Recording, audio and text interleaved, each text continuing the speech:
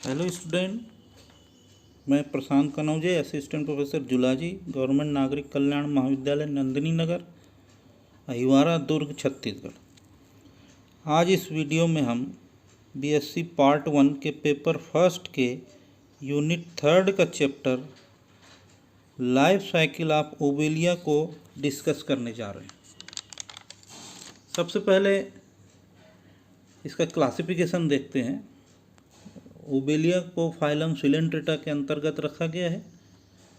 Phylum Coelenterata का main characteristic feature है radially symmetrical animal, एक बराबर दिखाई देते हैं। डिप्लोब्लास्टिक बॉडी वॉल होती है जो कि 2 स्तरीय है, और हेलो बॉडी है, बॉडी में जो कि कैविटी पाई जाती है। क्लास इसकी हाइड्रोजोआ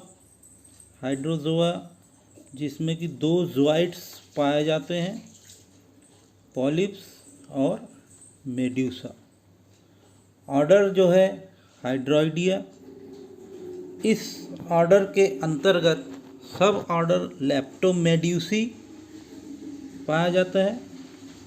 लेप्टोमेड्यूसी में वो एनिमल रखे जाते हैं जो कि कॉलोनियल रहते हैं, झुंड बना के रहते हैं,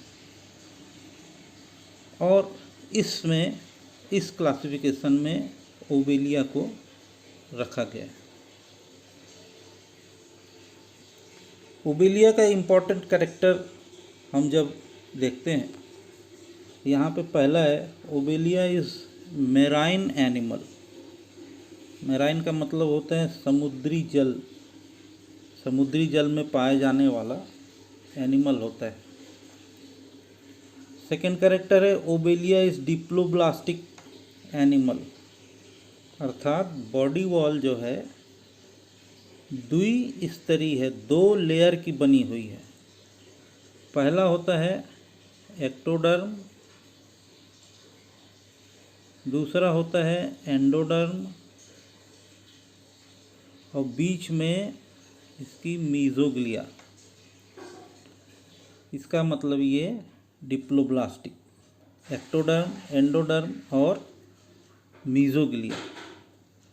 तीसरा जो पार्ट है, तीसरा कैरेक्टर है ओबेलिया इज़ सेडेंट्री एनिमल।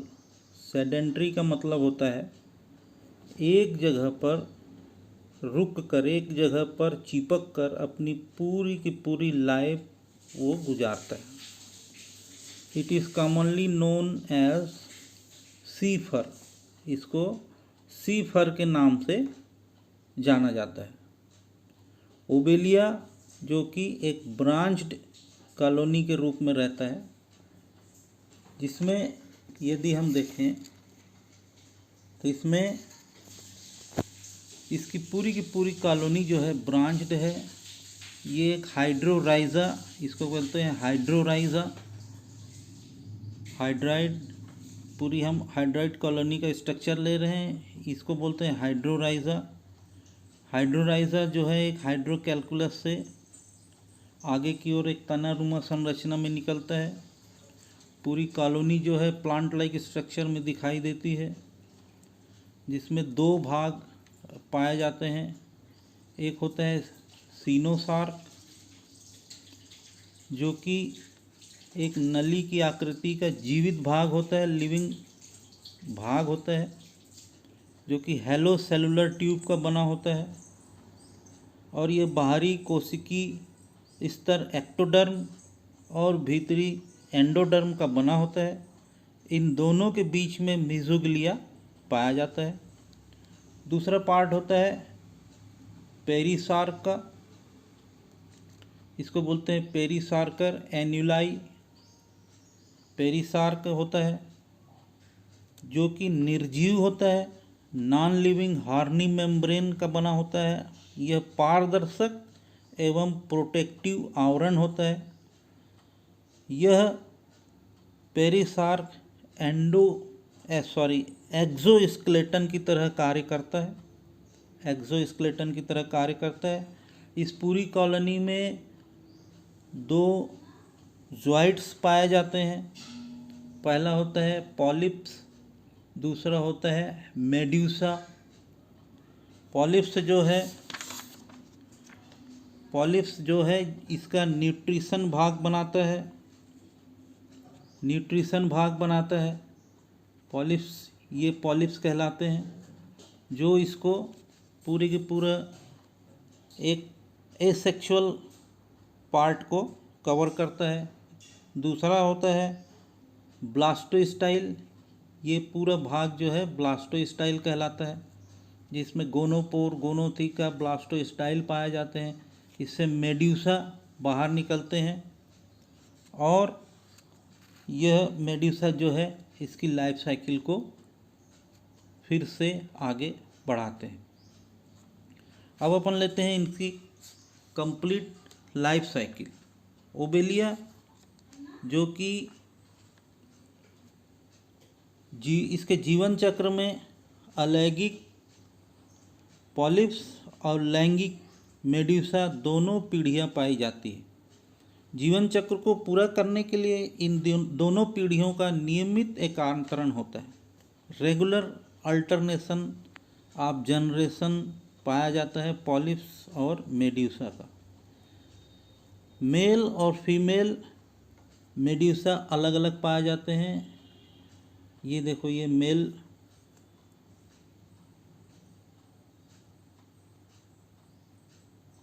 ये है मेल मेड्यूसा, ये है फीमेल मेड्यूसा।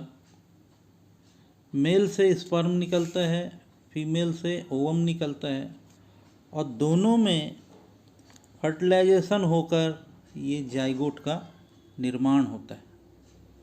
जाइगोट का जब निर्माण होता है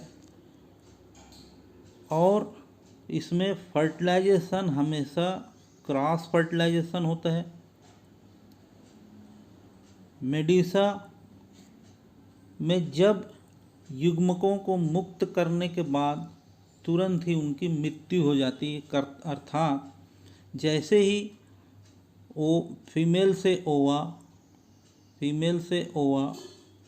मेल से स्पर्म निकलते हैं, ये दोनों मेड्यूसी ख़त्म हो जाते हैं और जाइगोट का फॉर्मेशन होता है। जाइगोट जो बनता है तब इसमें डेवलपमेंट स्टार्ट होता है।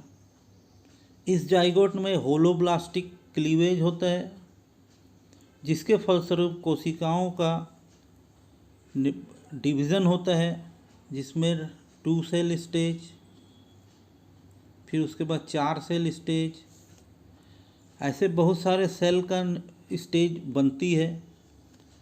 बाकी हम इसको देख नहीं सकते, तेज़ी से इसमें डिवीज़न होता है। एक बॉल लाइक स्ट्रक्चर का निर्माण होता है जिसको हम बोलते हैं मोरूला। इसके बाद ब्लास्टुला अवस्था आती है, इसमें एक गुहा का निर्माण होता है जिसे ब्लास्टोसील कहते हैं। इसके बाद गैस्टुलेशन होता है।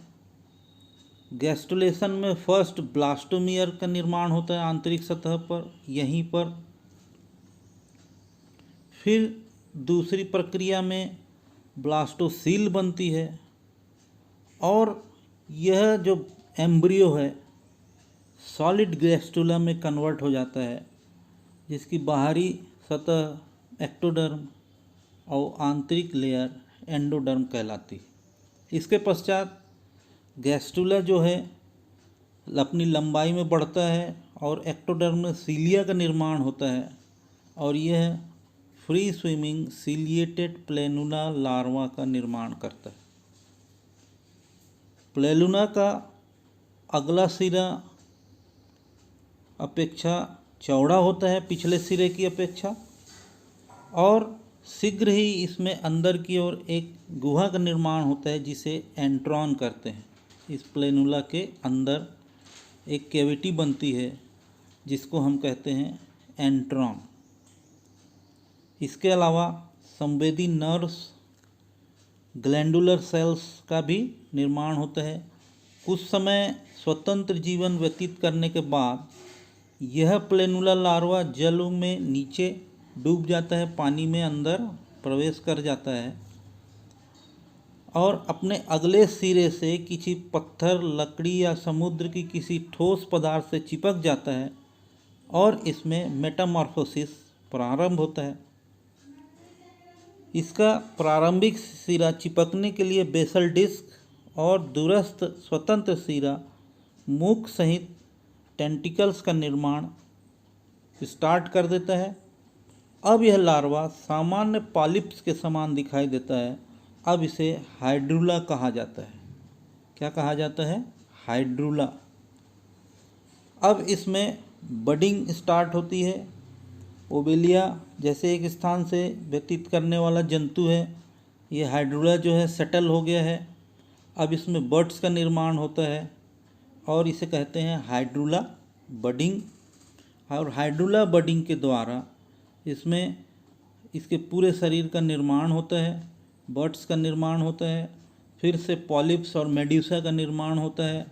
पॉलिप्स जो है इसके न्यूट्रिशन को पूरा करते हैं और मेड्यूसा जो है फिर से नए मेल और फीमेल गेमिट का निर्माण करते हैं, जिसके फलस्वरूप फिर से इसकी लाइफ साइकिल चलती है। मेटाजेनेसिस क्या होता है? किसी जंतु के जीवन चक्र में अलैंगिक अवस्था और दूसरी लैंगिक प्रावस्था का नियमित रूप से एक के बाद एक का आते रहना ही पीढ़ियों का एकांतरण कहलाता है। अलैंगिक प्रावस्था में गोनैड्स का निर्माण नहीं होता। इसमें बडिंग द्वारा लैंगिक जंतुओं का जन्म होता है। लैंगिक प्रावस्था में गैमेट्स का निर्माण होता है। ओबेलिया के लैंगिक तथा अलैंगिक पीढ़ियों के एकांतरण को ही हम मेटाजेनेसिस, इसके एकांतरण को ही हम क्या कहते हैं? मेटाजेनेसिस। धन्यवाद। Thank you.